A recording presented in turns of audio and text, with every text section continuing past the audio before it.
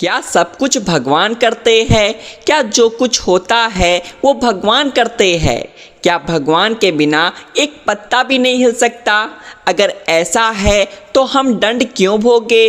जब लोग कष्ट में होते हैं अथवा नहीं भी होते हैं तो प्रायः यह सोचते हैं कि जो होगा मंजूर खुदा होगा, सब अल्लाह की मर्जी, जो भगवान चाहेंगे वही होगा, सब कुछ उसके हाथ में है, उसके बिना तो एक पत्ता नहीं हिल सकता, हम तो उसके हाथ की कठपुतली है, जैसा वो करता है हम वैसा ही करते हैं इत्यादि। लोग इस तरह की बातें करते हैं। कुछ लोग तो वेद, वेदांत, गीता, महाभारत आदि को भी नहीं छोड़ते।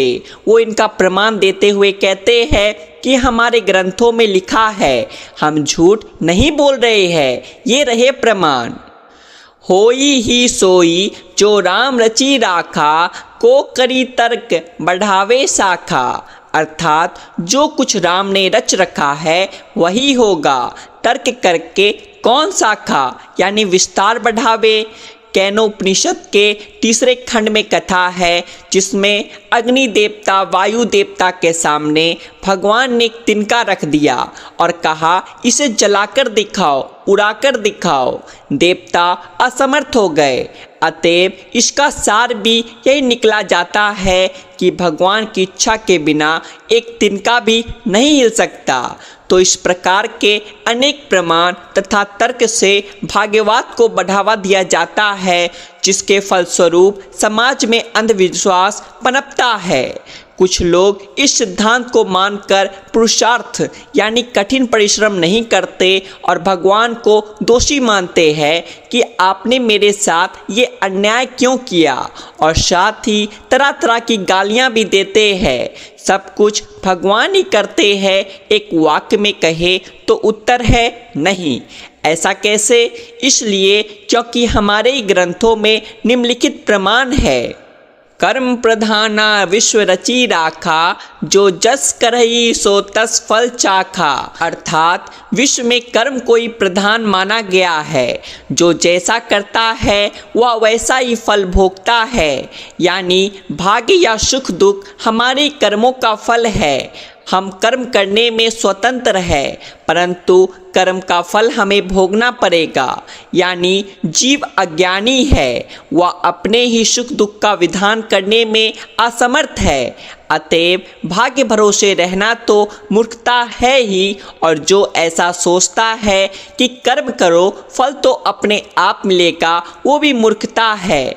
क्योंकि कर्म तो जड़ है, अपने आप फल नहीं बन जाता। इसलिए भगवान कर्म का फलदाता है, जो कर्म अनुसार फल देते हैं। सब कुछ भगवान नहीं करते, क्योंकि वो तो हमारे कर्म का फल देते हैं। इसीलिए हमें कर्म करने का अधिकार दिया गया है। जो पुरुषार्थ नहीं करते और भाग्य के भरोसे बैठे रहते हैं वो मूर्ख लोग अज्ञानी है। इसीलिए आलस और भाग्यवाद को त्याग कर पुरुषार्थ करना चाहिए। लोग कहते हैं कि कर्म हमारे अधीन है, किंतु उसका फल देना तो भगवान के हाथों में है। लेकिन यहाँ भगवान ये भी तो कहते हैं कि जो जैसा कर्म करेगा उसको वैसा ही फल मिलेगा। यानी आप आज जो बीज बो रहे हो उसी का तो पौधा उगेगा, वही एक दिन वृक्ष बनेगा। यानी आज आप जो कर्म कर रहे हो उसी का फल तो तुम्हें मिलेगा। तो फिर भगवान तो तुम्हें वही देंगे जो तुमने कर्म किया है। अर्थात कर्म हमारे अधीन है तो उसका फल भी हमारे ही अधीन है। एक बार एक व्यक्ति ने किसी संत से पूछा कि आपके जीवन में इतनी प्रसन्नता, शांति और उल्लास और प्रभु के प्रति इतनी शुद्ध भक्ति कैसे है? इस पर संत ने मुस्कुराते हुए कहा था कि ये सब तो आप भी पा सकते हो, आप भी कर सकते हो। इसके लिए बस आप अपने कर्मों के प्रति यदि थोड़ा सा भी सजग और सतर्क हो जाते हैं तो यह सब आपके जीवन में भी आ सकता है। हाँ, किसी के जीवन में कम तो किसी के जीवन में अधिक। यह सारा खेल तो कर्मों का है, इसमें कुछ भी छुपा नहीं है। यानी मनुष्य कर्म तो अच्छा करता नहीं है, लेकिन फल बहुत अच्छा चाहता है, यही उसकी समस्या है। महापुरुष और ज्ञानी जन हमेशा से कहते आ रहे हैं कि अच्छे कर्मों को करने और बुरे कर्मों का परित्याग करने में ही हमारी भलाई है। आपके अच्छे कर्म क्या है, इस छोटी सी कहानी से समझे। एक दिन एक राजा ने अपने 3 मंत्रियों को दरबार में बुलाया और तीनों को आज्ञा दी कि एक एक थैला लेकर बगीचे में जाएं और वहां से अच्छे अच्छे फल जमा करें। तीनों अलग अलग बाग में प्रविष्ट हो गए। पहले मंत्री ने प्रयास किया कि राजा के लिए उसकी पसंद के अच्छे अच्छे तथा स्वादिष्ट फल जमा किए जाए। उसने काफ़ी मेहनत के बाद बढ़िया और ताज़ा फलों से थैला भर लिया। दूसरे मंत्री ने सोचा राजा हर फल का परीक्षण तो करेगा नहीं, इसलिए उसने जल्दी जल्दी थैला भरने में ताज़ा, कच्चे, गले, सड़े फल भी थैले में भर लिए।